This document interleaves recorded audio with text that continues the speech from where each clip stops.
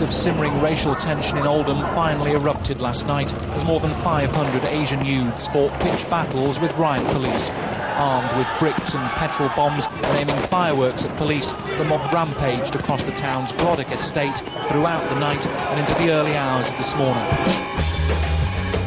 But how did the far right tip a relatively peaceful, multicultural community into race-hate chaos? Less than 20 years ago, Oldham was overwhelmingly white.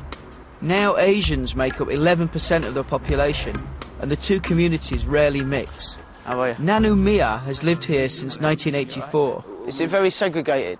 I mean, it is, in a way, it is segregated. But what can you do? It's just the way it is. Do you understand? I mean, I don't like it. I'm sure there's a lot of people around here don't like it. In 2001, racial tension had been building in Oldham. The town had gained a reputation as the country's race-hate capital, thanks to controversial crime figures published by the police, which showed an increase in Asian-on-white attacks. It was the perfect climate for the far right to enact their campaign of provocation.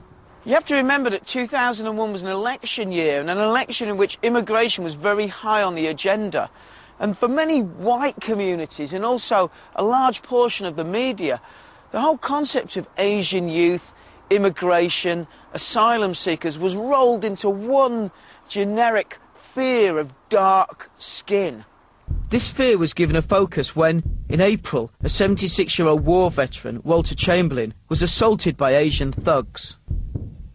The story made national headlines. Apart from the severity of the injuries, this attack has shaken Oldham because it came just days after a group of Asian youths were reported to be threatening to set up no-go areas in the town where whites would not be allowed. The far-right British National Party pounced on the controversy. On St George's Day, their leader, Nick Griffin, announced his intention to stand in Oldham West in the forthcoming general election. So the racial problems that have been in Oldham made you want to vote BNP? BNP, yeah. What did BNP offer, do you think? I'm not sure, really. This town is run by Asians. It is run by Asians for Asians, to the exclusion of the whites. By May, members of the far right were making regular weekend visits to Oldham in a clear attempt to destabilise the town's fragile peace. The local community and the Anti-Nazi League came out to protest against them.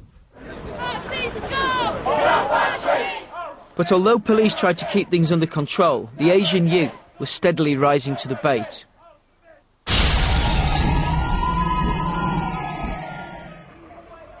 Early afternoon on Saturday, May the 26th, a gang of white hooligans on the way to Oldham football ground decided to take a different route to the stadium. Rather than taking that route, they actually came down that route, the Chariton Way, just behind the houses, Chariton Way. Which is pretty much a predominantly Asian area. Yeah. Well, you got majority, you got shops, groceries, you got... Yes, it's a little Asian community. Yeah, and you were saying that this diversion of the football fans was a provocative... decided to do.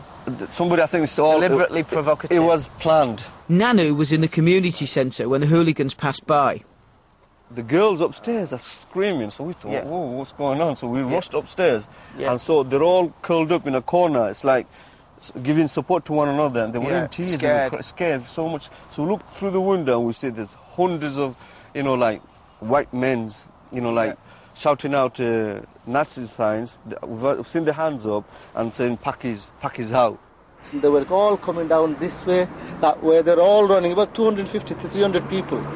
And one of them shouted, "Oh, Hussein brothers, notice the sign." Hussein brothers started kicking the door.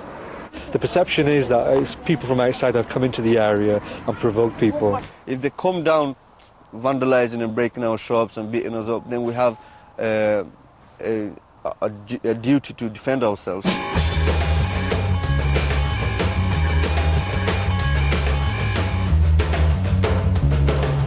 Within hours, there was a full-scale riot. The police, sensing trouble, had successfully diverted the football fans away from the area, but this just left them facing a volatile and fired-up group of Asian youth. Nanu tried to defuse the situation by talking to the police. So I went down and said, listen, don't do what you're planning, don't attack this, they'll go, just allow us some more time. Yeah.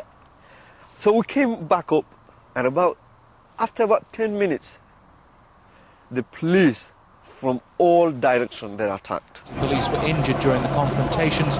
Reinforcements had to be drafted. Across town, a group of whites attacked an Asian family. When you got people coming into your house, knocking on your door and dragging your family out and beating them up, you got to put a stop to it, and this is it. Fuelled by fear and rumour, violence exploded to the surface. By nightfall, the whole of Oldham seemed to be rioting. Asians attacked the local newspaper, which they perceived to be racist, and a local pub, ironically named the Live and Let Live. They come in, attacked all my customers, with bricks, stools, glasses, bottles, whatever they had their hands on. But the most hatred seemed to be reserved for the police.